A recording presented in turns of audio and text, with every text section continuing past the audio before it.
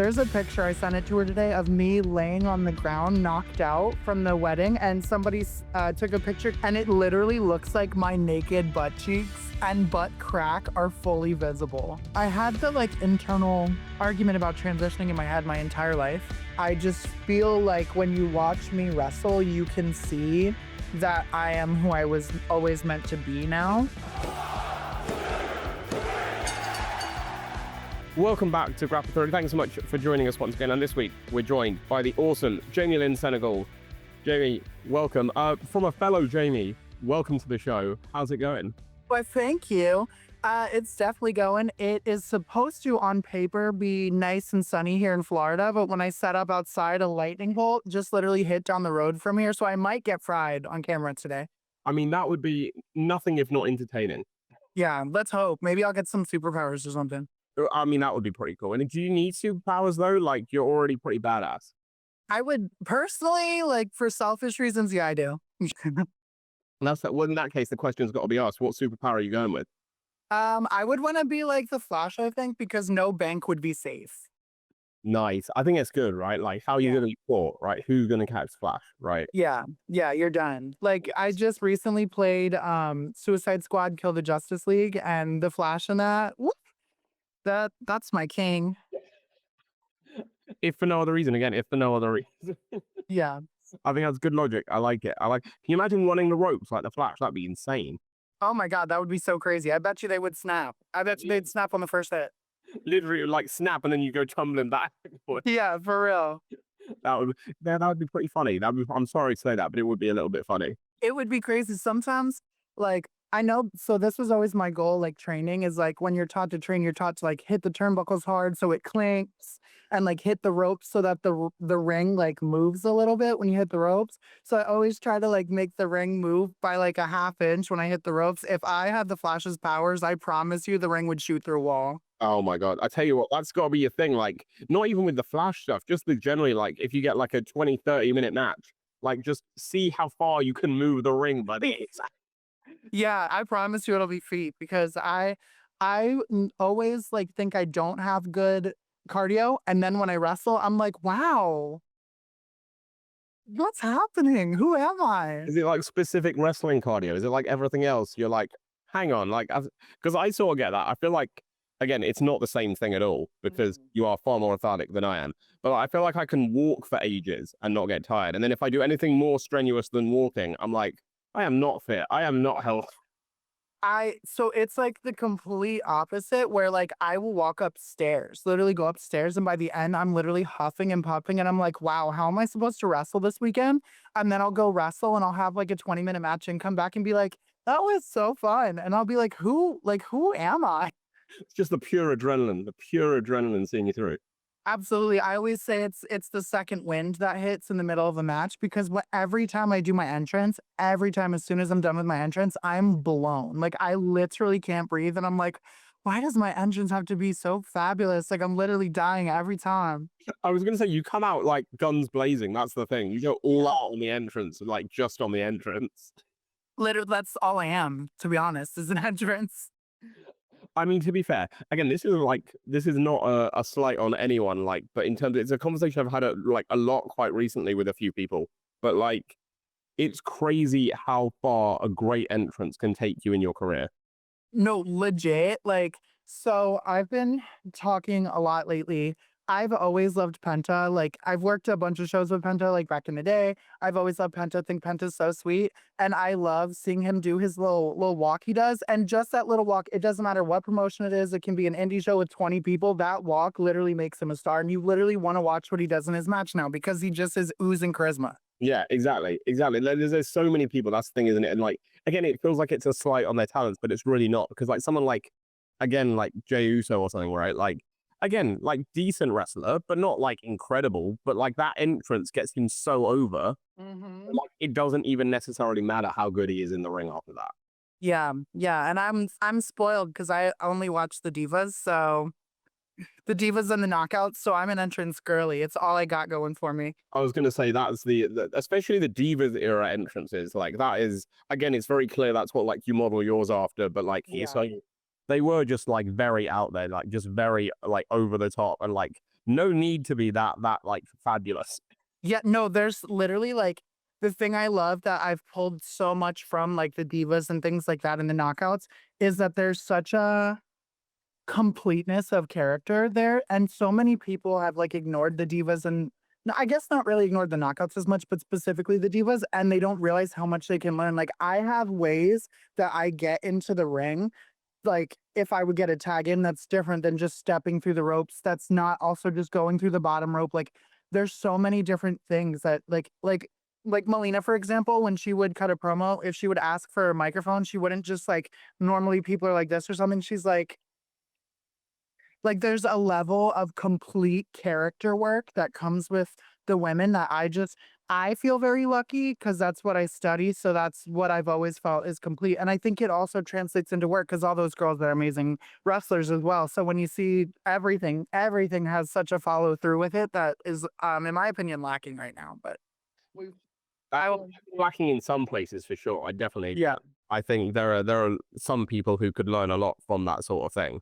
yeah, for sure. As long as again we're not getting like every week Undertaker entrances where it's like 15 minutes just to get to the ring, then it's And that's the tea. I think that my entrance is only like I don't even think it's a minute long. I don't think it's I think maybe 40 seconds at most. So it's like this amazing entrance that I've worked so it honestly I've been doing the core like my poses and the rope pose and the apron pose since I started, but I just figured out the mechanics in between and the things I want to do. And honestly, like it's only 40 seconds. I'm not out here going crazy and milking everything and having a 3-minute like Roman Reigns entrance, you know? And you don't need it. It's no, exactly. amazing. For That's the point. somebody like Roman Reigns, it works. Mm. But, not everybody needs that, but you just need to figure out how to take that you get, like, n 10 seconds to a minute, whatever you want it to be. You need to figure out how to make that your moment. Because in my opinion, everyone says the match starts with a lockup, but I think it starts with the entrance. It absolutely does. It absolutely does for sure. No matter what anyone says, the match starts the minute you go through the curtain. Mhm. That's your impression. That's when it begins. Absolutely. Yeah, for sure. No, I totally agree. I totally agree. I mean, like again, leading on from that, then I guess it's like it's a very loaded question to get this early in the chat, but like, what makes a great diva then in your mind? Like, what does it like? What are like the 3 or 5 basics a great diva needs to have to achieve that? I think a diva needs to be able to roll with the punches. I think the epitome of a diva is like always being ready. So even like there's days where your gear bag gets lost or anything like that. Like, I mean, when I just did Effie's Gay Brunch, I wrestled in a tracksuit. You know what I mean? Like, I think you can make anything work. You have to be ready for it. And I think having the ability, like, if you watch somebody like Melina, she's always my reference because she's my auntie, so I love her so much. I have a couple amazing aunties out there, but I will use her as my reference right now. Um, she only had 1 off day in her whole career, and it wasn't an off day, and that was her luggage got lost, and she wore, like, a apple bottom tracksuit to wrestle, and it literally looks like that's what she was meant to do, and I think people get so lost in this, "I need this amazing studded, strappy gear," but, like, no, like, your attitude is what makes your outfit, so I could go out there and wrestle in a trash bag. I mean, Chelsea literally just did wrestle in a trash bag, so but, like, you can literally go out and wrestle in whatever you want, but it's how you wear it. So I think you have to roll with the punches. I think if you can roll with the punches in any aspect of even if there's been times where matches have changed from 10 minutes to 3 minutes, I made the best out of that 3 minutes. And I think you have the chance with less time to make it the most memorable thing on the card. So just being ready in that aspect. And there's a level of fighty scrappiness that comes with divas too. Mm. Um, I feel like with divas, it's very like when there's an opening with your body, you gotta take that shot. You know what I mean? I think that there's a lot of hair pulling. I don't think it needs to always look like like a street fight, but there's just a level of actual like fighting awareness with it that people never give the divas credit for, but it's really there. Whenever there's an opening, they're taking that shot. And I think that the other thing is just having a certain level of acting ability as well. Like I think the divas are such good talkers. They're so good at facials, and it's on a level different than just wrestling. It's different than just a backstage vignette, like, haha, hokey moment walks away. You really have to make them believe that. And I think that that's something, I think those are three basics everybody should have if they want to call themselves a diva. Yeah, no, I totally agree. I totally agree. Like you said there, like you said the name, and I just thought perfect example is Chelsea Green. I mean, like now, obviously, like I know that like the women in WWE aren't called divas anymore, but you look at Chelsea Green, and she's a Yeah. diva Hmm. in everything, like pre WWE, like everything she does, Yeah, she's a diva, and like that's what you want from that, right? Like exactly. she could do anything, pull off anything, wear anything, and you'd be like, yeah, this is how she intended to do this. Absolutely. I love Chelsea so much. I wrestled her in like 2018 or 19. I've known her my whole career, but I wrestled her in like 2018 or 19 and we had so much fun. It was a tag match. It was me, Selena De La Renta versus Santana Garrett and Chelsea, and we had so much fun.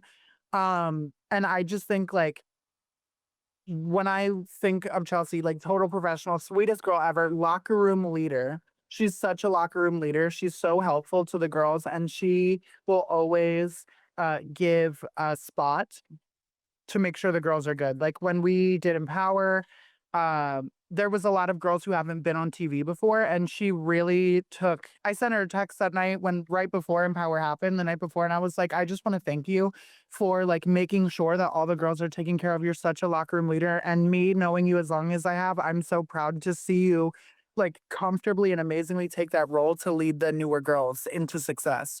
Yeah, no, absolute legend, absolute legend. You're spot on. You're spot on. And again, like, so what about for yourself then? Like, because again, you mentioned like confidence in that list of stuff as well. Like, and I think that's so key. But like, I don't know if it's how you feel or how you present like outside the ring. But when I see you on shows and stuff, like, you may be the most confident person I've ever seen. Like, it just feels like you have, and like even on like social media and stuff as well. Like, it feels like everything you do, everything you like post on social media, you're like, yeah, I'm that bitch. Like. Yeah, yeah, for sure. Thank you so much. That's one of the kindest things someone's ever said to me. I definitely do feel like I have a lot of confidence. I don't know if my confidence comes from me thinking I'm like a hot, undeniable like bitch, or if that it's just that like the alt kid in me, like the punk kid growing up that you just can't say shit to me. I'm gonna do what I want. Probably that mixed together, but I feel like that has transcended so much because I do feel like people can't say anything to me. And I feel like I get treated with respect. Like people aren't really like shitty with me. And I feel like that's also the thing too, is being able to be that confident, but I'm also very kind to everybody too. Yes. Excuse me. So that confidence, I definitely feel like takes you a long way. But I think there's also a level of comfort you need in your ability and your craft too. That I know like if I'm feeling nervous about something or I feel like I'm gonna take a move and it's gonna look bad, it's wrestling. You just always have to remember to like throw a punch. We're fighting. Like, and to me, like, no match is a bad match unless it's an absolutely horrible, like, train wreck of like a horrible match. There's always things that you can pull from a match and be like, that was really good. I can do better on that. So just if you always have that in mind, like, I don't know. I don't really, it sounds crazy. Everyone's like, if you're not getting nervous, like, you should retire. But I don't really get nervous because I'm kind of like, throw a hit, throw a punch. Like, it's fine. No, I love that. I love that. I've got to ask, like, because again, I guess it's sort of like a deep question, but like, as in the roots of like who you are, where does that confidence come from? Because like, was there like, is there anything that like inspired that in terms of like when you were growing up or like, because again, like just generally in life outside the ring, you've been through a lot. Like, is there anything that's inspired that confidence to be as high as it is for you? Um, there's so much. One day I will write a book and it will be crazy and people will attempt to feel sorry for me, but it's going to be powerful and I don't need the apologies because it's going to be so slay. But like I had teachers that were so mean to me in school. Like my math teacher called me the R word when I was in like 7th grade in front of the whole class. Like I just always had something where people were being like that at me. And when I was younger, I used to let it affect me so much. And I guess coming with time, like finding wrestlers like Ashley and Daphne and these amazing people that just are so unbothered by what people think about them. And then because of wrestling, like having like the WWE like forcible entry CDs with like Boy Hits Car and Manson and all these people like finding my music.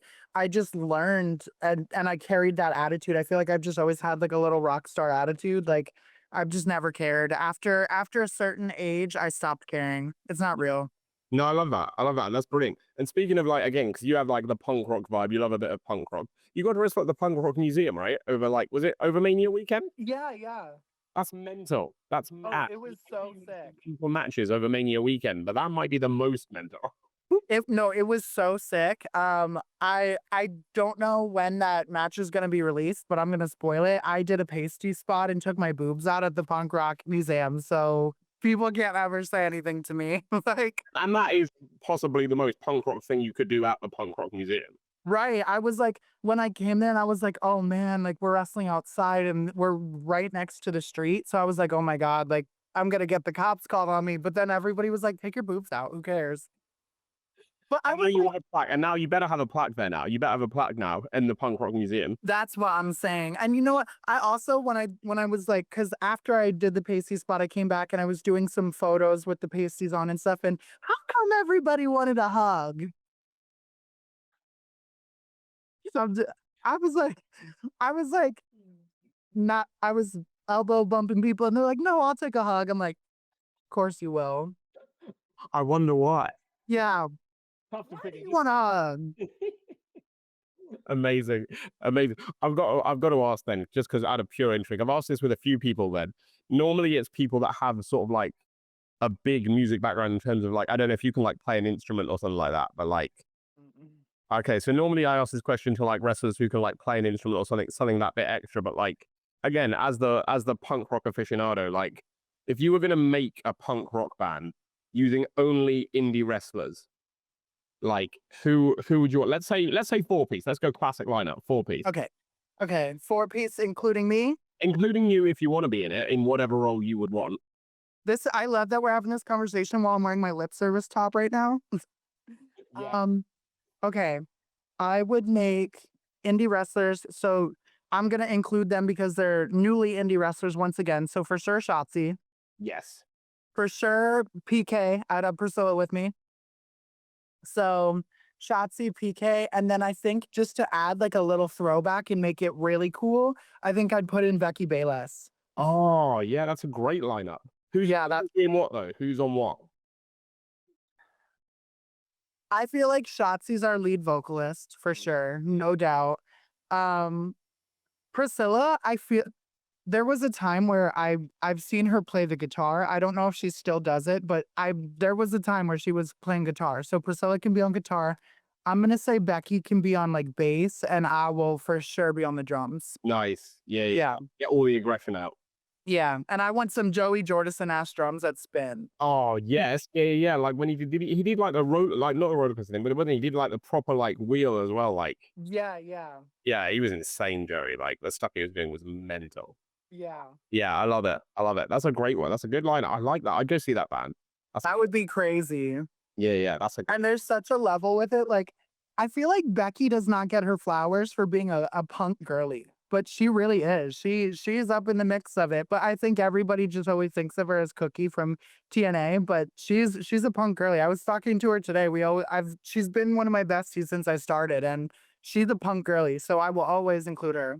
but that's why, isn't it? That's like possibly like the sign of great character work. Where the fact you wouldn't like assume that. Yeah, yeah, no, for sure. Cause she looked the epitome of she looked like Snooki. She was so good when she did that.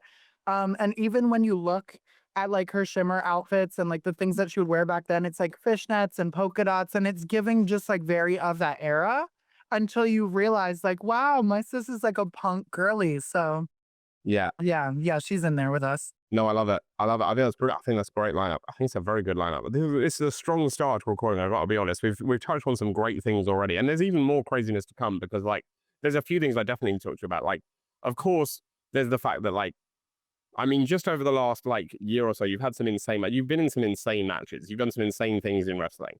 I want you to tell me though, if you can, because I say if you can based on purely if you can actually define it as anything, but like Okay. what the hell is going on over at Hoodslam?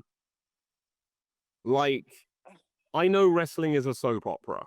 Yes, yeah. Hoodslam seems to be the most soap opera like promotion I've ever. There's always something just mental happening. I don't think I have I'd like Hood Slam is to me the way I will define Hood Slam is it's like I don't know if NorCal is considered Pacific Northwest. I guess potentially I guess it would be. Northern California, I think everybody from Northern California up to like Vancouver area, there's like this like art freak, like amazing, talented, like everybody in that side of the country has like an up when it comes to like their creativity, the things they do. They're all the most artistic people. It's so amazing. I think you take all the Pacific Northwest people and then they're pil- picking like the crazies from the indies, right? Like the people who are like really out here doing wild things. They pick us and then we throw us all together. And I think it's just insane. Like I literally watched a match at Hood Slam last year where Christina Bonnieri was the therapist and wrestled Serial Man, and Serial Man gave birth in the ring. Like, and I think that if I'm not mistaken, the that was either the day I had a singles match with Vipress or that was the day of the wedding. Mm. So either way, it was like insane. The Oh, show. the wedding was mental. Like, because you say crazy, like, if I'm putting, like, even just in the last year, like, I would say, like, you, Vipress, Seek, and Alison Kay have been, like, the Mount Rushmore of crazy in Hoodslam, like, in year and a half. Like, it's Definitely. pure men. Like, I couldn't even keep up with it at a certain stage. I was like, who's in love with who and what's happening now? Like, what the? It's so crazy. And the thing I love about AK is like she's so professional and she so holds herself to such a high standard that I feel like you wouldn't think that she's about to go down the way she does. And then she comes out and yells something like, "You were the best, you said I was the best pussy you ever had." And you're like, I was like, Alison, what? Like, AK, you wild. I was like, if you had said that, or she had said that, or white person said that, wouldn't bat an eyelid. It's the fact that Alison said that. I was Yeah. like, what? Yeah. Yeah. And it's even crazier because all of that came from we all just have a crippling obsession with Scary Movie. So we were just quoting that scene in Scary Movie where they're doing the pageant and that fan's like, best pussy I ever had. I totally didn't click on that. I didn't click on that at all. I didn't click that's where that had come from. Yeah, we like all we ever do, me and AK are so annoying. If you ever see our comments on each other's posts, we literally just comment like there's always fans that comment like wild things with like heart eye emojis or flame emojis, but it's not necessarily sexual things. It's just always something so like wild. So we've been like doing that and we'll like comment like nights and after Scary Movie, but with like four hard eyes. And it's like, who are these people? Please leave us alone. Oh, it's wonderful though. It's brilliant. And that's the thing is like, it's so, I imagine it's got to be so creatively freeing doing that sort of thing. Like, just being like balls to the walls wacky. Oh, it's so fun. Like I pray for a day that like corporate wrestling can like get to the level of ridiculousness that we do because it's so fun. And I was just talking to Shotzi today because I was telling her when I did the wedding spot, like that segment, I made it look like I had no undies on underneath my little dress. And there's a picture. Really, I had four pairs of nude underwear on and nude tights over top. And I was like, well, maybe the nude tights won't make it look like a butt crack. There's a picture I sent it to her today of me laying on the ground, knocked out from the wedding, and somebody took a picture because there's a balcony at Hoodslam, and it literally looks like my naked butt cheeks and butt crack are fully visible. Amazing. So I've got to ask you out of intrigue, why four pairs of underwear? Just to make sure that like well, A, I felt like if I layered them, it would make my butt crack that isn't visible look darker. Like it would look like a butt crack. And then also that's just because I wanted it to like give that shape. Nude tights like really are no matter what size you get, they always flatten your butt. So I figured if I layered that it would just pop my butt out a little bit more.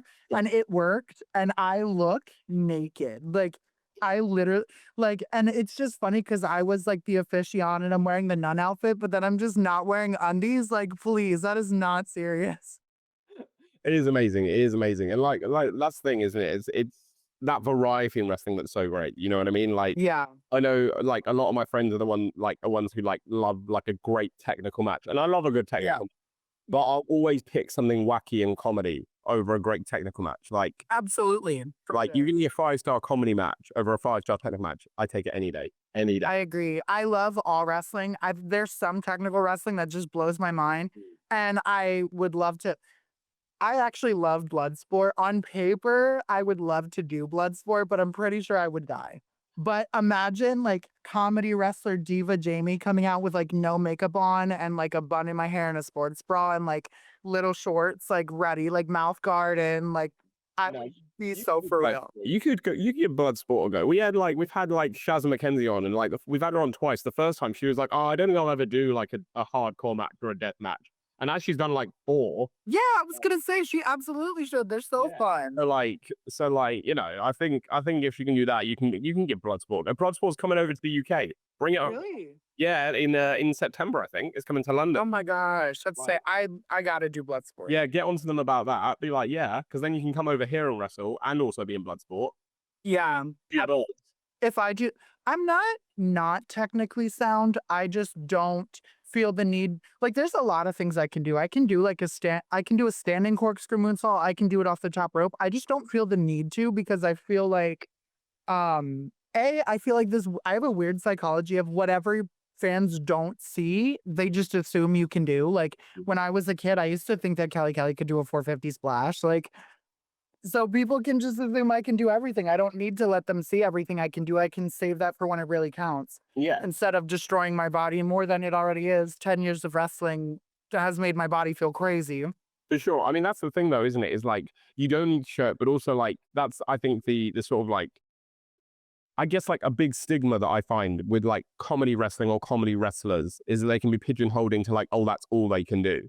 Mm-hmm. Like, a lot of the times it's just that a comedy wrestler wants to be a comedy wrestler, even though they Yeah. give you a technical match, but that's just what they want to do, and that's fine.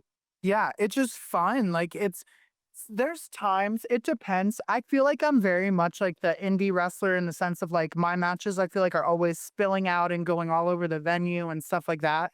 And I love having like the diva spots and the water spots and funny stuff, but I like thrive in doing things that are funny or even in a serious match having like a sense of comic relief. Like it just because there's so many times, even like I guess I really learned this from like doing so many all women shows is like no matter how good the girls are and no matter how hard they're working, some of the matches, like it can be the craziest match. Like I wrestled Mercedes Martinez and the crowd just like watches in awe quietly and then they clap when they're supposed to. It's a weird thing I've noticed with women's shows that happens a lot. Like it could be like the craziest match you could ever it could be like Nicole Savoy versus Shayna Baszler and the crowd will really just sit there like in awe, quiet. And I feel like they're watching it and they're all invested, but it's just not like popping the way that like a normal indie show does. And I've never understood why that happens at like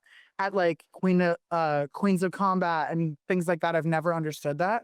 So I've always been like, okay, so how do we still give them that where they're so invested and they're watching, but also like make them get loud? Cause I love going to sporting events and I sit in the supporter section of soccer games and I'm like, how do we now get that to be like that? And WWE has figured it out. Their crowds are now more similar to like a supporter section at like a soccer game.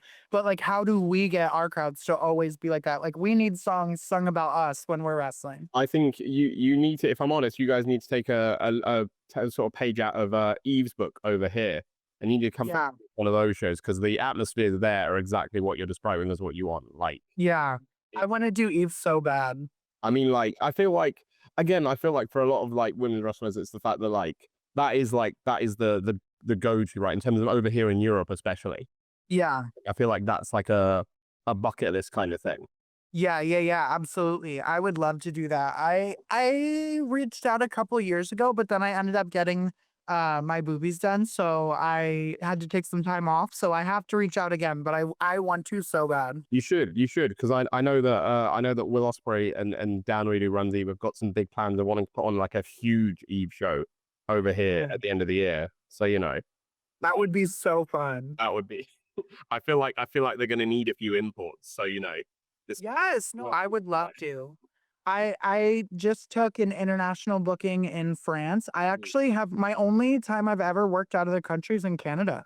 So I'm really excited to go to France and see what's up. Yeah, I think you'll love that. French crowds are insane. Like Yeah, I yeah, used I'm to excited. I used to think British crowds were good, and then I saw the French crowds, and I was like, oh, we're terrible.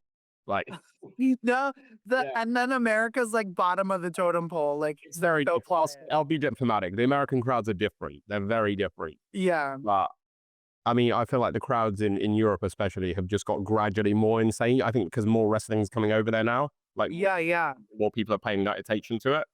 So the Europe. I feel like the indies right now, it's like better to succeed in the indies if you're going international. Like I feel like it's a little rough right now for American indies. Yeah, I feel like Europe is really like the hotbed at the minute. Yeah. Like Yeah, for sure. since WWE came over with Backlash and went to France, I feel like France, like in Europe, are like where people want to be now. Yeah, yeah. I'm excited to go. I'm gonna try to make a loop out of being in France. I'm gonna try and hit a bunch of different places. I've always wanted to go to the UK, no question. And I would really love to hit Romania too. Oh, that's very out there. That's Yeah. very out there as an option. I love it. Yeah. Yeah, it'd be great to see you over here. Honestly, like it would be fantastic. I think there is Yeah, I so want many to. great matches I feel like you could have over here. Hmm. That I like, definitely think so. I want to so bad. yeah, for sure. Let's see if we can make that happen. Let's make that happen. You Nice. say that brings us to our first little feature here on the show, and I feel like you're going to enjoy this. I feel like you're really going to enjoy this. Okay. We've spoken a lot about the good of the scene at the minute, but this Yeah. seems called dishing the dirt, and as you can tell, I'm going to have you dish some dirt on your locker room mates. So Oh no. I'm going to pose you some questions, and I want you to let me know which member of the locker room you think best fits each description. Okay.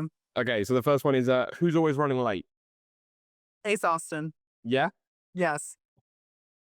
Are we Uh, post first bell or like just before? I'm talking about so Ace Austin's been one of my best friends since I was 14. He went to my neighboring school district and he worked at Hot Topic and I shopped at Hot Topic, so that's how we became pals. There's a special thing, and anybody who knows him knows this. It's called Ace Austin time. That boy is always late. He is always like he'll be like, I gotta go to the gym. And then he'll like somehow miraculously 6 hours later end up at the gym. So it literally, and then we used to travel together all the time. We were late every week. And I was like, Austin, I'm not riding with you this week because I need to be on time. That week, I showed up like 2 hours early. That week that I didn't ride with him, he showed up 2 hours early. I'm like, Austin. Now you do it. Now you're Yeah. Yeah. amazing. That's Ace Austin. Amazing. The next one I always say is perfect for sort of like people you carpool with as well, because it's who has the worst music taste. Ace Austin. Again, no. Yes. Yeah. I'm not gonna bury Ace Austin. He just does not have good music taste. What sort of stuff are we talking? So some things he's like, yes, like love Guns N' Roses, love Motorhead, all that stuff. I'm with him. And even with like he was a theater kid, so he loves musicals and stuff. I'm here with him. But then he'll put on things like Car Radio by 21 Pilots, and he'll really sit there and make the whole car listen to that. And we're all just looking at each other like, Ace Austin, please. I've never got 21 Pilots, honestly, because I feel like they Yeah. class themselves as pop punk, but they're not really pop punk. Right, yeah. Like I'm just like, no, they're like Yeah. they also And that song, have you ever heard that song? Hmm? Have you ever heard that song? Car Radio. Yeah. I feel like I've heard snippets, but I couldn't Yeah. stand to listen to the whole thing. It's like it gives like slam poetry. Like it's like sitting, no music, and he's just like talking like blah blah blah blah. Now my car radio, and now I just sit in silence, and there's like no music to it until the end. And he really will make it was Chubby Daddy, who wrestles in Pennsylvania. We did a road trip with Ace Austin to Georgia to wrestle in like 2017, and we did not let Boy get the radio because the one time he played that song, and me and Chubby Daddy were like, Austin, You're like, no, never. don't ever touch the aux. Blacklisted from the reading. Yeah. Yeah. Amazing. I love it. I love it. The next one is my favorite of the list. And if you say Ace Austin again, we're gonna have to just make this the bashing Ace. No, I'm not. I won't. I promise. Well, you might do. I don't know. It's okay. So, who in any locker room that you work in, who in the locker room would you absolutely, under no circumstances, let a family member date? That's not Ace Austin because Ace Austin's a nice boy.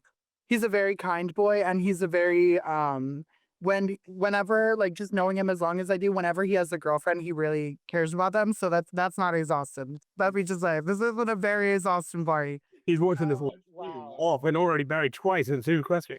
I know. Yeah, this is not a very Ace Austin party.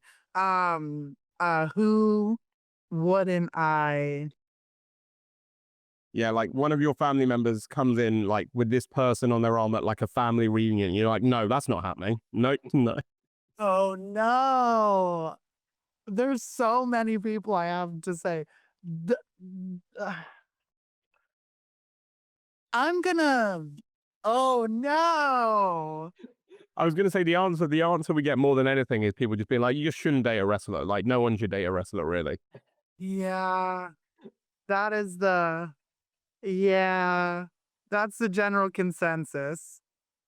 I'm gonna say me. I'm gonna say you shouldn't date me. Because they wouldn't be able to handle the Yeah. crazy. Yeah. Yeah, that's the answer. No. Me or any other wrestler. Yeah. Or any other wrestler. I think that's. I mean, not that my family members should date me anyway, but like your family members. I mean, to be honest, yeah, that's a good answer for that reason. Yeah. Oh, right? Like Yeah. amazing. The next one is so outside the ring, Okay. who has the worst dress sense? The worst, like, clothes? Yeah. Again, like anyone who rocks up to a show and you're like, what are you wearing? I don't think anybody has a bad style. I think there's a genuine consensus that everybody's wearing like sweatpants and like fanny packs. But there are people with really good style. I can't off the top of my head think of anybody that I'm like, what are you wearing? It's just always very comfy clothes. Yeah, Um, yeah, that's fair. Best style though, I would say is probably Shotzi and Tara Zepp. Yeah, that does not surprise me in any way. Yeah, Shotzi's outfits are always like she's always wearing like a bunch of jewelry and like she always looks so cool. And Tara Zepp always has like a sick leather jacket and always like she's always matching, looks so sweet. Like, yeah, I would definitely say them. Nice. Well, you've got your choice here. This is the nicer end of that last question because I feel like you've got loads to choose from here. This is the nicer end. It's you've forgotten your gear for a show. You get to a show, you've forgotten your gear, and you got to be out like to the ring in 10 minutes. You got to go back to the locker room and borrow someone's gear. And we're talking one size fits all. You can pick whoever you want. Okay. Whose gear do you look at and you're like, I could definitely pull that off? There's so many people. I would say Lufisto always has sick gear. Love Lufisto's gear. Priscilla, Shotzi, Tara.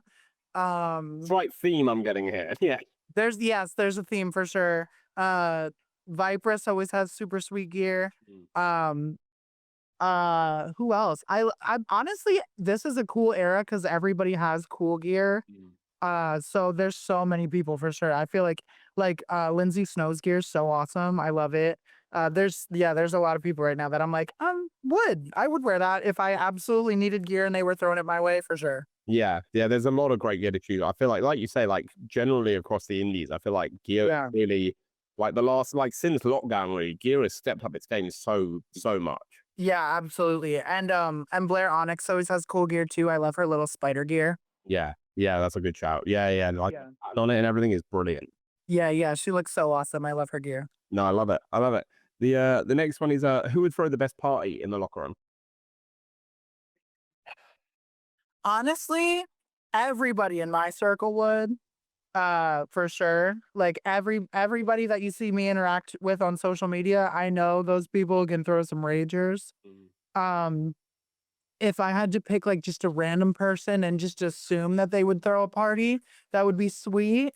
Um, I would say I would say probably I bet you Drew Parker throws a rager. Drew Parker, yeah, Yeah. yeah, I would say that's probably so fun. yeah. Darts flying everywhere. It's gonna be great. Yeah, yeah. I've had it one going out night with him and Jimmy Lloyd and our friend Dave, and that was so wild. Um, and it was very fun. It was in downtown Orlando, so I could only imagine what a house party would be like. It would be probably like Project X. Like, Oh yeah, that yeah, sounds pretty insane. That does yeah, sound pretty insane. yeah. That would be insane. Amazing. And the final one, the dating one is my favorite, but this one I think is the most important. This really shows who you trust the most because the final one is who would you choose to be your partner in the zombie apocalypse? Ooh, that's a good one. Who do I feel like would just absolutely go balls to the wall and kill a bunch of zombies with me? That's the you Um, gonna fight. Are you picking someone you're gonna fight side by side with, or someone like you can just be like, you deal with it. I'm gonna chill back. Yeah. oh, I'm fighting side by side. I've been waiting my whole life for the zombie apocalypse. Um, I think that I would choose. Let me think on that. Give me 1 second, because that's a hard one. Cool. Because It's a there's so many people. I feel like I need to make a little stable. no. But I'm gonna pick one. No stay was only one. Only one. No stable. Let me see. like when you're right in the center and they're all hoarding around you. Like this is that sort of fighting. I would throw a little curveball and say somebody like Casanova Valentine, because I feel like we would be like smashing light tubes over zombies' heads. So yeah, it's a great shout. I was skeptical when you first said the name. I was like, huh? Yeah, I think he would grab my legs and use me like a baseball bat and hit all the zombies. That's actually, to be fair, that's a great tactic. Yeah, I think it would be awesome. Yeah, I think that's a good tactic. I like it. It's an out there choice, but Yeah. I admire it a lot. Yeah, no, he's awesome and he's killing it in Japan right now. Or he was. I don't know if he's still there, but I just saw him make a post, so I love him so much. Yeah, he's smashing it. Like, and getting Yeah. again, getting his flowers at the minute, like especially with that trip, like really getting what he deserves from it. Yes, yeah, absolutely. He deserves that. He's amazing, and he would definitely be my partner in crime for zombie apocalypse. Nice. For sure. Yeah, it's a good shout. It's a good shout for sure, for sure. Well, that brings it into that feature. We got one more feature to do before we wrap up the podcast. But first, I've got to ask, like again, just because I feel like you've been like such a like vocal, like both member and ally for the LGBTQ plus community in wrestling. Yeah. It feels like there's been a real shift the last few years, and that there's like less like stigma, less like pressure on people from that community, more so where it's just like people treating members of that community like, oh, they're just great wrestlers, like not as a separate thing, not like they're just queer wrestlers, like a just part of, oh, it's just wrestlers, like wrestlers are just Yeah. wrestlers, you know what I mean? I don't know Yeah. how I felt like I rambled a lot, but No, that was perfect. like yeah, like it feels like there's been a real shift in that, and like you're seeing like people are seeing changes and things like that, and like does it feel that way for you? Because again, I know you've been through like a lot in your career and a lot of change in your career. Yeah, absolutely. I think so. When I started, there was a handful of us, at least in America, and I know like that, including like Cassandra Alexarico and like the legends for sure. But there was a small handful of us, and I feel it was very hard, and I feel like I was one of the ones blessed to be able to like work on bigger indie shows and be able to work with like household names and stuff like that. And I think for me, I've always said I want to see a day where queer wrestlers get to wrestle the household names, because I saw how that was positively affecting me. And I think the problem is so often have queer wrestlers had to wrestle each other. And I think that in the beginning, that was amazing and that was like sweet. And we're like creating a difference and raising awareness. But now everybody knows that we can all wrestle. Everybody's seen us all wrestle each other 100 times over. And I think like imagine like Pac versus Aston Starr. Like that would be crazy. That would be next level. I mean, that's the thing. Like you say that, like we just come off the back of like Mania weekend where Kid Bandit took on Zack Sabre Jr. and that's Yeah. insane. Like that's a legit incredible moment for Bandit. Like to get that. Yeah, absolutely. It was insane. It was so cool. And it just had Big Mac vibes since the minute that poster was released. And I love seeing an era where that can happen because I do, like I said, I do feel blessed that I was one of the people that got to wrestle more often, like the Rich Swans and the Molinas and stuff like that. So that's amazing. But I've always wanted that for everybody because I think at the end of the day, the way to prove that queer wrestling is here to stay and that queer wrestlers matter is to show that they can hang with the top like straight talent. You know what I mean? I think that's the best way to show that we're here and we can hang. And then even from there, we can run back old matches and stuff because it just puts a new light on us, you know? Like people see Zack Sabre Jr. doing Effie's Big Gay Brunch and now they're like, whoa, what is this? I've never even seen this before. Now let me watch this and check out all these amazing talent I've never seen before. Yeah, exactly, exactly. And like that's the thing that's been so great about it. And like you say, like in terms of the amount of wrestlers there are now on the scene who Yeah. identify in that group, like it just means that like that next generation coming through have all this amazing talent to look up to be inspired by. Yeah, It- absolutely. when you were coming through, or like even before that, like there just wasn't a lot of people. And having Yeah. again to like other people in the community, like for the podcast, like just wasn't a lot of people that you could like look at and be like, this is how I identify. This is me. Like I can see my Yeah, so I can achieve this.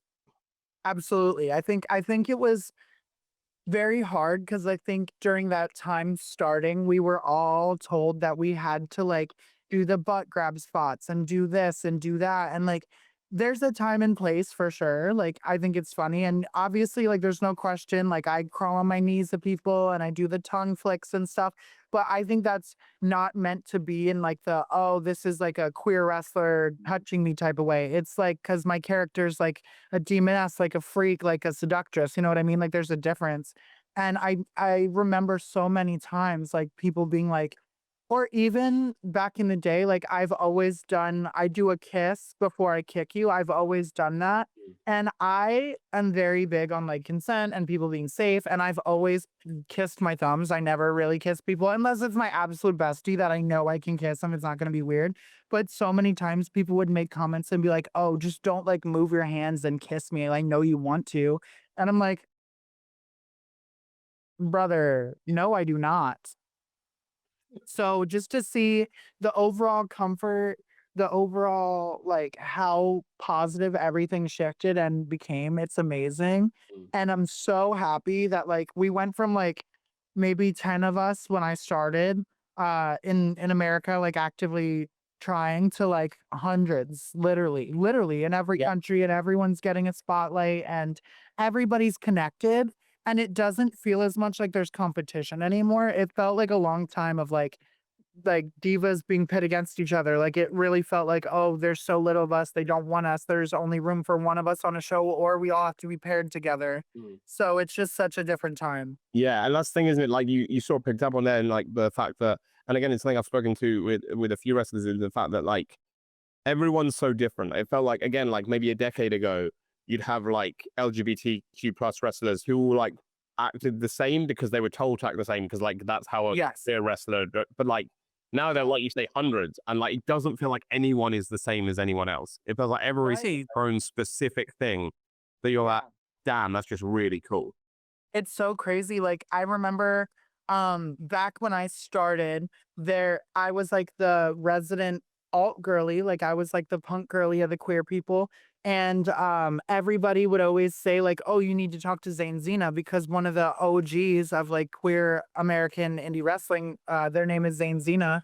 And that was like the punk rock person. And like I always would bounce my ideas off of them and like just being able to acknowledge the people that came before me to make sure that I'm getting their blessing and so they know I'm not stepping on their toes with what I'm doing, which is very, very big to me always. Like even now, like this hair is like a way that I pay homage to Shelly Martinez, but like I got her blessing to have the aerial streaks in the hair. Like I always want to make sure I'm not stepping on toes. And even with queer wrestling, like I loved it then and I knew there was so much similar things happening. So I always would talk to people and try to make sure they know I'm not like I'm not trying to take from you. I'm trying to pay homage to you, but also make it different in my own way. And I think as long as people have that attitude. It was fine. It was still catty, it was still a mess, but it was fine. And now I feel like that doesn't even need to happen anymore because so many things have transcended. I mean, even gear, the gear shift alone, Mm. like Tiffany Stratton's gear right now is like unlike anything I've ever seen. Like they're like it's like mermaid seashells that are like actual, not just like the mermaid fabric print. Like it's like you can do anything. You can like 3D print gear now. So there's so much that you can do that keeps us all separate, and it's amazing. I'm so happy. Yeah, no, I love it. I love it. And it is incredible to see. And like, again, before we go on to our final feature, I guess one more thing I wanted to ask you along that line, because you're someone who like, I've been so inspired by like your journey and your story and like how you've gone about, at least just from what I've seen, in the ring and like your wrestling career and what you post, like things like that. Like, it's Yeah. really inspiring. And like, I just want to like ask in terms of, obviously you're someone who like transitioned like mid-career, Yeah. like in terms of fully, like, was that like for you almost like the missing piece in terms of obviously for yourself, but like in the ring as well? Did it change how you felt, how you acted, like how you just felt out there to be like fully you? Yes. So like I feel like I'm still very similar to like OG Jamie Senegal in terms of my work, but I feel like I always really so hard tried to push the diva narrative, and I was a diva, Mm. and now I feel like I just embody a diva, and I feel like I am one, and I just am so happy and more comfortable.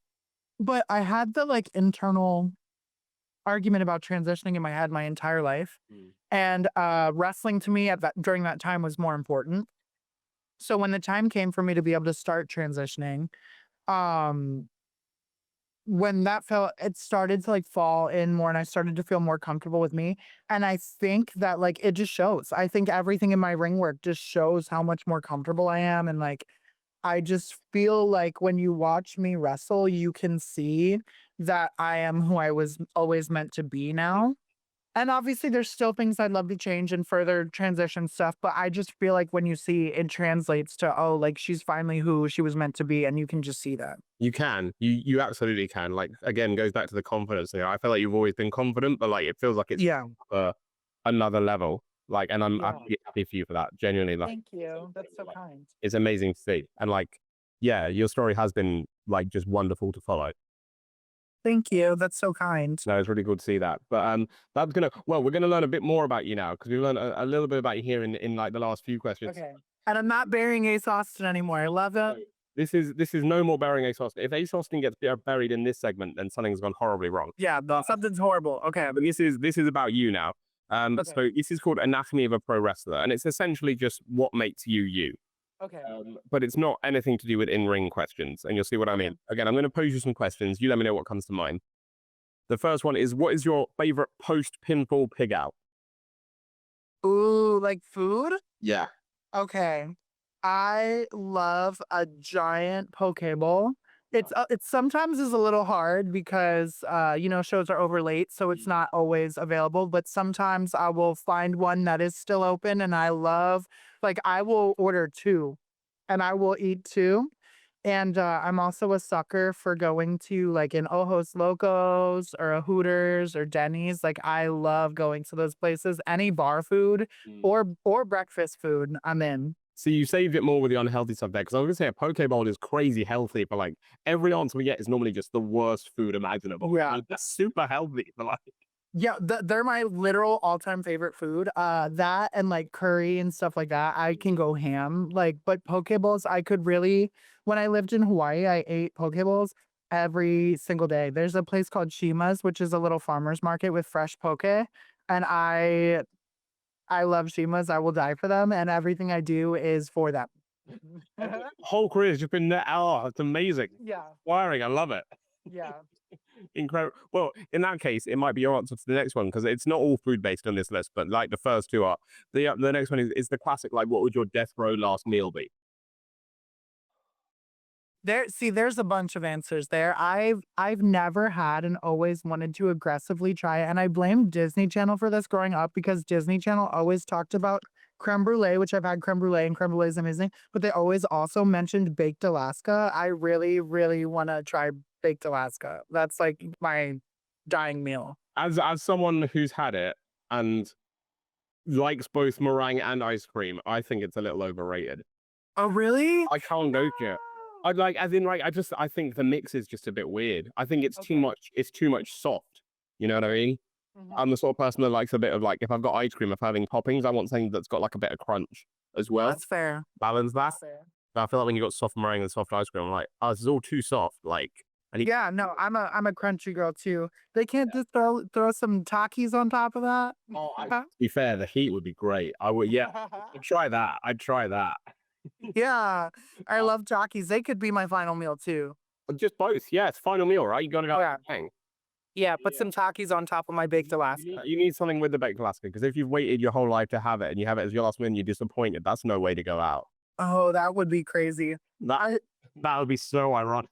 That would literally be my luck though. Like that's the story of my life. That would just be, yeah, like just you've done something, you get the death penalty, and you're like, oh, this is what it was for. Yeah. Okay, well, I literally did all this illegal activity to get to die just so I could eat baked Alaska and hate it. This is crazy. Like I did this all for baked Alaska. I didn't go to a restaurant. I'm fairly sure that was an original lyric in Ironic, and they scrapped it, which is crazy. Yeah, I think so too. Yeah. Seems like crazy, Eros. Yeah, I'm reheating Alanis Morissette's nachos right now. Yeah, amazing. The next one is what is it? What I know this is a tough one for you because again, great like huge music fan, but what is the song that gets you the most hyped? Ooh, that's crazy. It changes per day. Like today, it's Daft Punk's playing at my house. Like that's I literally listened to it like 55 times today. Like that That's not an answer I was expecting. it's so random, but I think my like most hype song that will get me, I don't even think it's just a hype song for wrestling. I think this is literally a song if I'm going out. Like if I know I'm meeting Drew Parker and Jimmy Lloyd downtown, I gotta play this song. I think it's Let's Get Fucked Up by the Cramps. Yeah. Oh, yeah. That's a great, Yeah. great choice. Yeah. Yeah. I like it. Yeah, that one gets me going. No, I like it. I like it. The next one is what is the movie that you show the locker room? If I had to sit everybody down and like have a projector, Yeah. there's a trilogy series. I have not seen the last one, but the middle one is my absolute favorite movie on the planet, and the first one is sweet, but it even gets me sometimes. So the trilogy series is directed by Greg Araki, and it's called Doom Generation. I think Doom Generation might be the third one. I don't know the order. I just know that Nowhere is the middle one. Nowhere is my favorite one. There's Doom Generation, Totally Fucked Up, and Nowhere. I would make everybody watch Nowhere. Okay, I've not heard of that. Yeah. What is it? Like, what sort of film is it? It's like a dark comedy. It's a teen apocalyptic series, all of them, and they involve James Duvall, Rose McGowan is in. She's in Nowhere, but she's like a small feature in Nowhere, but she's like kind of the main girl in Doom Generation. And they're just so crazy. It takes place in LA and it's just like very flash arty, like just crazy things, very visual, and it's like it's doomsday. Like everybody's just in LA doing party drugs and going to a party because aliens are coming to grab people. Okay, that sounds pretty cool. I'm gonna look that up. You should. Yeah. I like it. I like it. It's very disturbing. I mean, that's fine. Yeah, like you say, dark comedy. I'm quite good with. I'm all right with that. That's Well, fine. it's really good. I showed it. I think so. I think that's probably the only movie I've shown people where they're like either absolutely love it or like literally are like, what?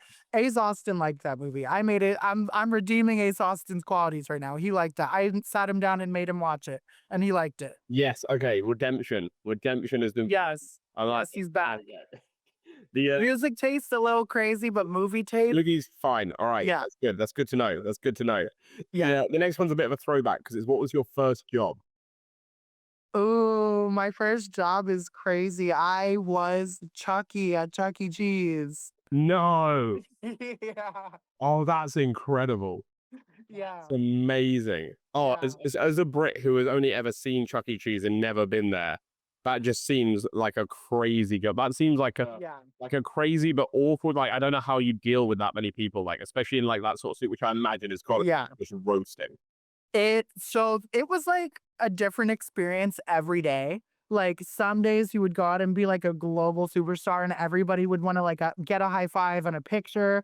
And other days a kid would like, I've literally seen like a small child leap, like they saw me, screamed, climbed up, like there was a game, because I was also a game room attendant as well. Right. So there was like a machine, like a game, and he climbed to the top of it and like straight up like Naomi level, like leapfrog, like the split, jumped over his dad and ran screaming. And my manager was like, just go take the costume off. And that kid grew up to be Ricochet. No, for real, low key. The end is What a I do have the craziest Chucky story ever. mm. Um, Everybody loves this story because this story is like the epitome of something that would happen to me. I had a birthday party that I had to do as Chucky, and it was my first one ever.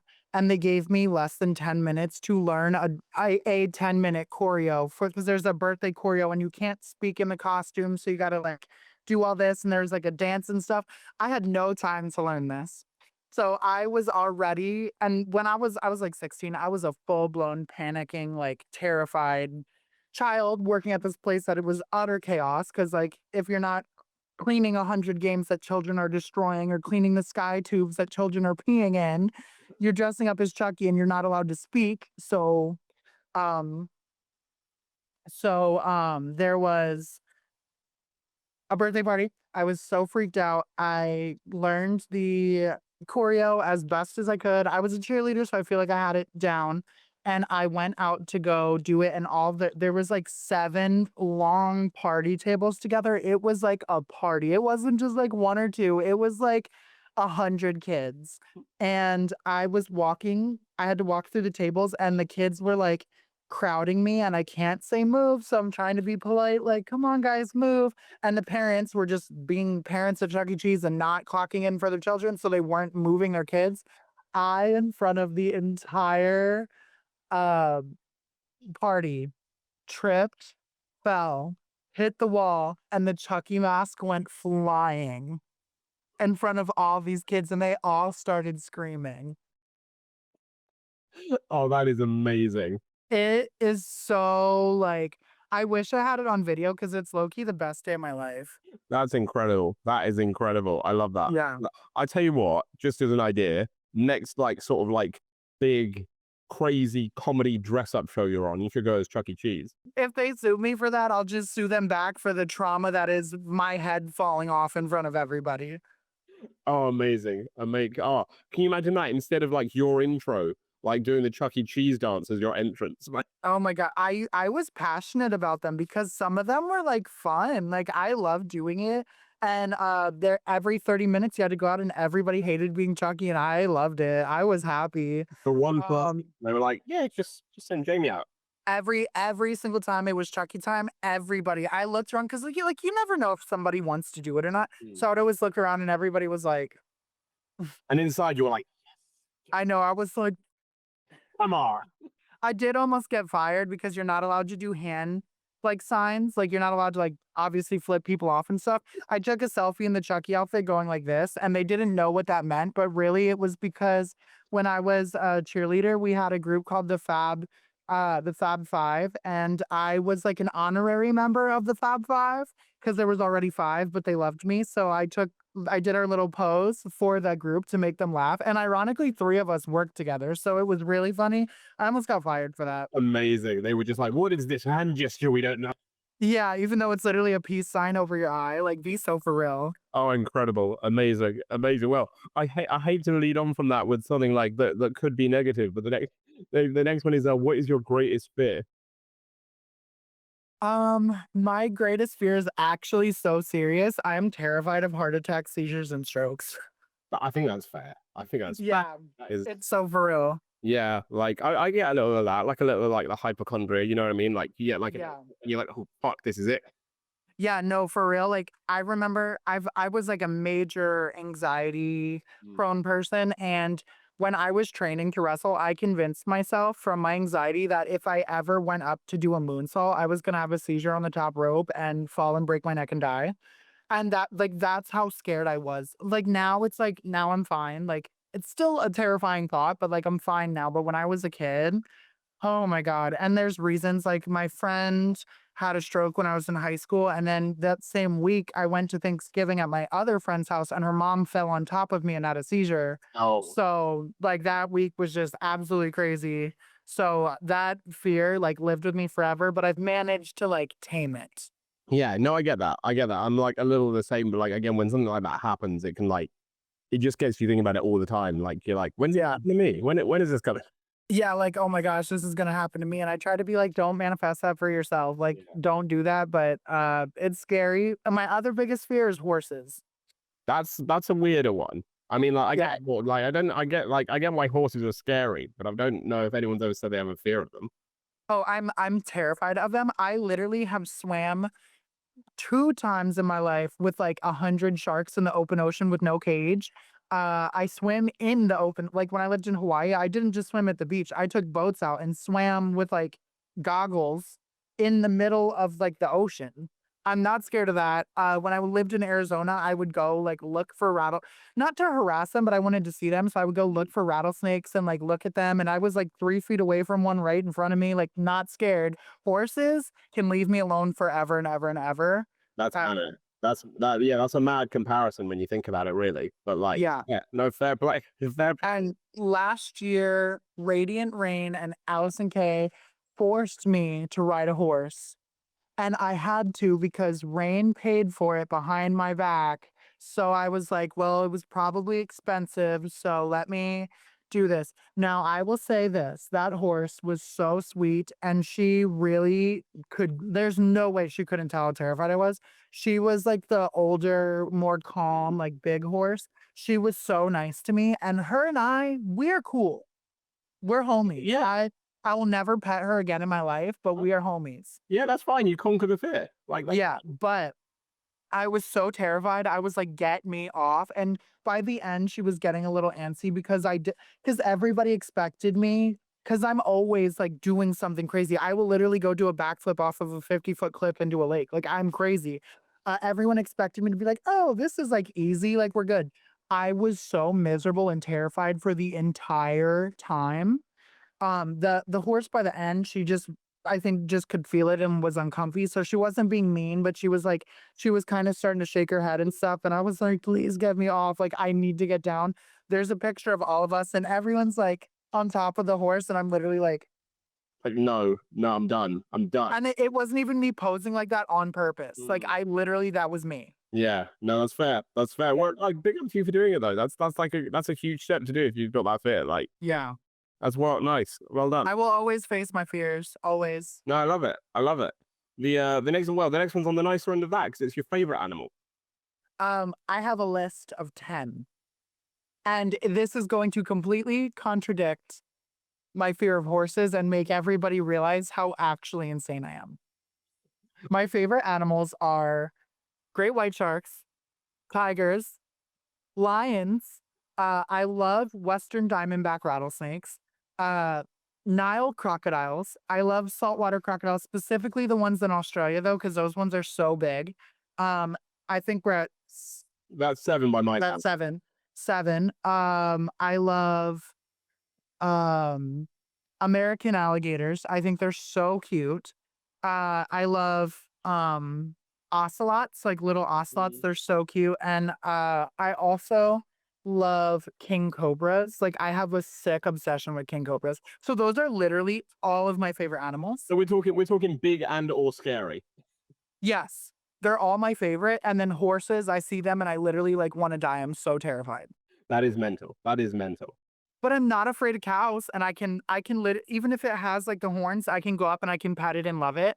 I I think, mean, a horse is just a cow without the udders, right? that's, honestly, I want that on a shirt, that's iconic. But, I think it's because, for me, like, there's a hint like, when you're facing a rattlesnake, you straight up know you're in danger, so you're prepared. But, like, people are like, "Horses are so fun and sweet and nice." I'm not getting kicked. No, that's the thing. They can be like, you're right. Yeah, that's the thing. Like you're more chill around a horse because you don't expect the pain. Yeah. But then the pain could still happen. Yeah, and, like, you feed them, you have to have your hands completely flat or they'll bite your Yeah. fingers off, like, Yeah. no. No, thank you. No, I don't want this thing that's pretending to be my friend to rip my hand off, I'm good. No, I'll just go hang out with the rattlesnake that because so I'm Mother Nature, I don't know if you know that about me. I mean, yeah, like I'm getting the vibe. Yeah, I definitely invented Earth at some point in my life, and, when I lived in Arizona, I've seen and been, like, 3 feet away from rattlesnakes on a regular basis because I lived smack dab in the center of the desert, like, an hour from Tucson, like, I was in the desert, and, they never rattled around me, never tried to strike me. I would step past them, never bothered me. I would stop and take pictures and like lean over them and look, nothing. But the one day there was wild horses and I was with Gia Miller, and I'm sure to this day she would attest to this. She knows I'm terrified of horses. Um, she's a horse girl. She loves horses and the wild horses, she was like going up to them and petting them and I wouldn't go near them. And when she was going near them, I was like, you know what? Like maybe I can stop looking like a little bitch and go like talk to these horses with her. It was rambunctious and it tried to like bite me. Yeah, I'm Yeah. good. No, that's fair. Well, it's good of you as again as Mother Nature to create animals that even you don't like. Like, Yeah, creating yeah, the people, not just yourself. And I yeah. respect I'm very selfless. no, I respect that. I respect that. The Yeah. the And then I create animals that everybody's terrified of, like great white sharks for me. yeah, exactly. That's Yeah. just your like that's just your fun gag, right? That's just you being Yeah. like, ah. Yeah, even though I can promise you right now, I feel like everybody who's ever swam in the ocean has swam around at least a great white shark because they're very common. Mm. They're way more common than the world makes them out to be, but they really don't. I used to be a brand ambassador for One Ocean Diving. I always say like you're luckier to have like the big older shark around when you're in the ocean because it knows better than to attack people and it would typically be in an adverse interaction with like a younger shark that has never seen a person before. So when the bigger ones are around, you're safer than if there's like a little That's spot. knowledge. That's good knowledge to have. I Yeah, didn't know that. That's fair. Like, oh yeah, yeah, take that with me if I yeah, decide to go diving with sharks. yeah. I and shout out Allison Kay. She does not like swimming. She is not a swimming girl. And she jumped into the ocean 2 times with me, the open ocean in Hawaii, to swim with wild dolphins and to swim with wild sharks. So Legend. yes. Awesome. Yes. Oh, Yes. amazing. Yeah. And she is not a swimmer. She does not like swimming. I mean, she grew up in Detroit, I think what, Lake Michigan, but like really, I feel like I don't really feel like people swim there. Maybe they do. I don't know. I wouldn't. Sounds crazy. It sounds like Yeah. Kid Rocks. And you're there in the water with Alison, and she's swimming with sharks, and you're like, yeah, but I rode a horse once. Yes, no, for real. Like, so it was stormy the day we went to do sharks. Like, they were gonna cancel it because it was getting rough, the water. And they were like, you know what? We have a slot. We can take you off for like 45 minutes. The boat was hitting the waves and going like I mean, it was rough. And she got in the water and swam with sharks with no cage. What a legend. What a Yeah. legend. That's And she was getting her ass beat too because the waves were so strong. Every time I looked up at her, she was like, that's pretty badass. That's pretty badass. I yeah, like that. I like that. yeah. Well, that leads on to the final one from this feature, which is what is your favorite place in the world? I, on paper, would love to say Hawaii. I think Hawaii ends up being number two. Mm. Arizona for me is like my place. I love Arizona. It and in a lot of ways, Arizona and Hawaii remind me of each other. But for me, I just have a little bit more of a connection with Arizona than I do Hawaii. I think it's because Hawaii's unlike anything on the planet. Like the water is so clear and you can swim to like 50 feet at like 50 feet deep water and still see the bottom. Like it's unlike anything. But for me, there's something so magical about the desert because people think of it as this place where there's like no life, Mm. but there's only life in the desert and it's amazing. Yeah, and it's like it's amazing because you're like, how does anything survive there? And they do. Yeah, and when I lived there, like, I'll have to send you pictures. Like when I lived in the desert, it was legit like a house on 2 acres surrounded by only desert. And then it was like an hour to the nearest store. So every day, just like waking up, there would be like 50 rabbits in the yard. There would be like snakes. You can hear coyotes. There's wild horses. My neighbor had a wild donkey that like always was talking. And that was like the sign of living where I lived because I matched with a boy on Tinder one time there, and he was like, "You don't live here," and I was like, "Yeah, I do. I hear the donkey every day," and he was like, "You do live here." Um, If you can hear the donkey, that's the proof, you know. yeah, but we none of us have ever seen it though. We've just all heard it. All you do is hear it. You don't see the donkey. It's probably my neighbor, just with a bullhorn or something. That'd be weird. Why would you see it? You can only hear it. That makes no Yeah, see it. but it's because there's so many bushes and things in the desert. Like there's so much life there, and I don't know that place. Just I think it's also being like a Rob Zombie girl and loving all his movies. Like they're always in the desert. I Yeah. think, and like Texas Chainsaw Massacre. Like I always just I have a thing for the desert and for grasslands and stuff like that. And I love Tombstone. No, I love it. I love it. Yeah. Great. That's brilliant. Well, that brings us in that future and nearly to the end of the recording. So I've only got one more question for you, Jamie. And it's not a question that I've thought of because we have a tradition here on the podcast where our last guest leaves a question for our next guest. Okay. And they're not allowed to know who they left it for. You're not allowed to know who left it for you. It's all very out of context. Okay. So the question you've been left, this might be the toughest question that you get all night. Oh God. Who is more problematic out of Jake Paul and Logan Paul? That's hard because I feel like they both are like horribly problematic. Which one was the one that did the Suicide Forest, or were they both in that? That was Logan. Logan then. Yeah. Yeah. I think I said that as well. I think they're both bad, but Yeah. Logan, for sure. And also Logan's anti-trans stuff. yeah. He's like, neither of them are good people. We can agree on that. Yeah. That's Yeah. why it was so tough when this person asked it. I was like, that's really tough because they're both just horrible. Yeah, that's a good one. That took me a second, but whoever did the Suicide Forest is the worst one. Yeah, no, that's fair. That's fair. Well, I think that's a lovely way to end.